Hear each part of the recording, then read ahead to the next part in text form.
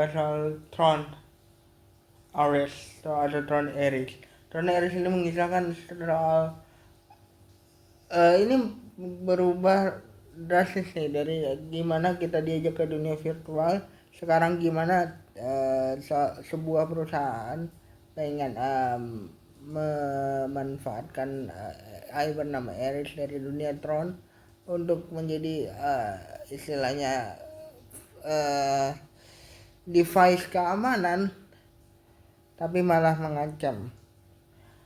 Device keamanan ini dioperasikan sama perusahaan yang benar-benar haus dengan kekuasaan gitu ya. Dia pengen menguasai dunia perusahaan di bidang teknologi. Jadi dia mau menyerang Encom sebagai salah satu pesaing pada saat itu.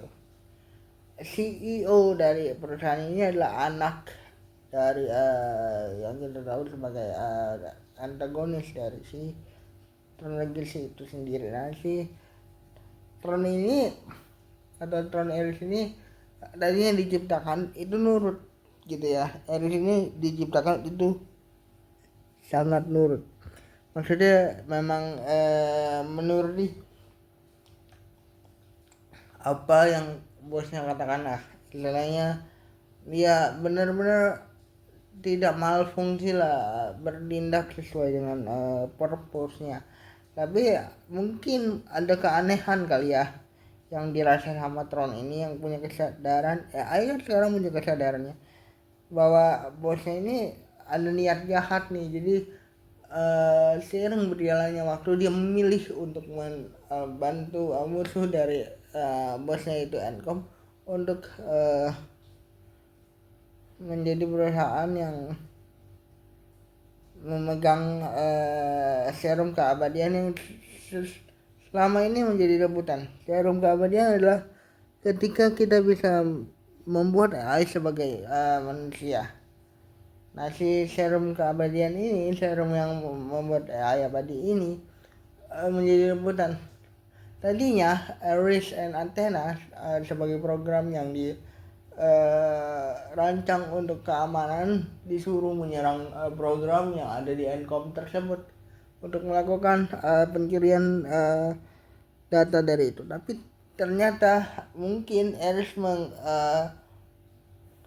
mendapatkan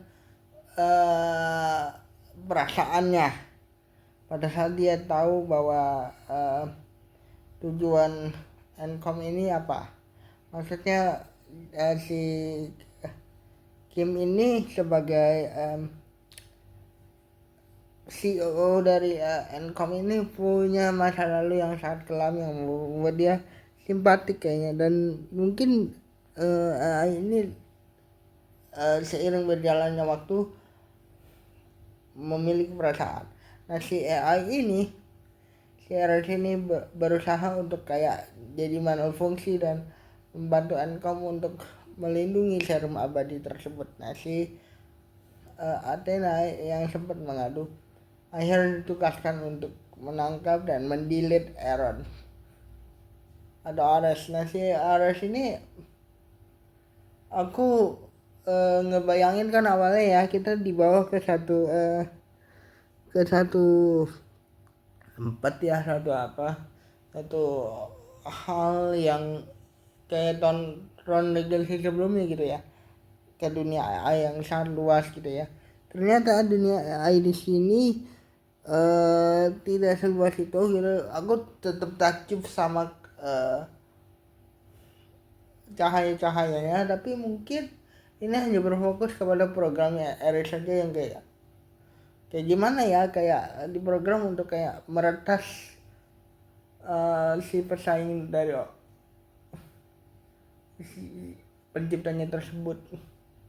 Tujuan Ares diciptakan tuh sebenarnya dibilangnya adalah untuk melindungi orang kan, tapi ternyata persaingan bisnis membuat sang CEO harus melibatkan Ares untuk mendelete atau mencuri serum keabadian yang mengancam perusahaannya.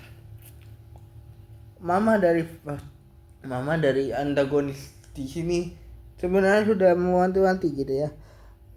Di sini dibilangnya dia mau mengamankan setiap orang, tapi kayak apa ya, kayak mamanya tahu bahwa hal ini tuh berbahaya.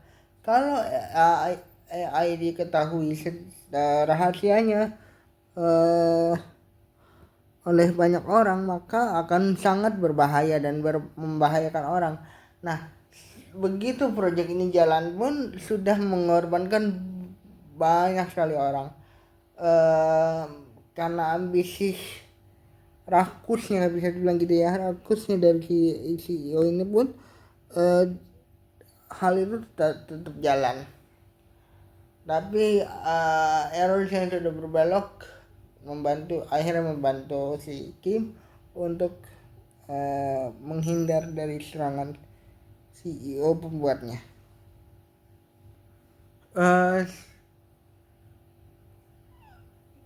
Dengan berontaknya Airways pun sebenarnya kekacauan dunia nyata dan dunia AI tidak bisa dikendalikan lagi gitu ya, dimana keterbatasan hidup ketika Airways berada di dunia nyata hanya 29 menit, itu membuat Airways kayak kesulitan untuk mencari serum atau cara untuk mencegah supaya bosnya tidak mendapatkan serum keabdian tersebut.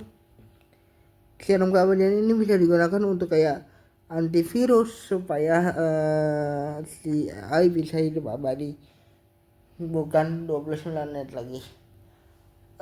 Di awal ya mungkin ambisius sekali ya, bisa dibilang ambisius sekali Tron ini atau Error ini diperkenalkan di banyak orang, tapi istilahnya gini, Error ini akhirnya harus istilahnya membuat kekacauan karena keputusannya kabur dari purpose-nya gitu. Jadi ketika itu yang terjadi, maka si Harris ini akhirnya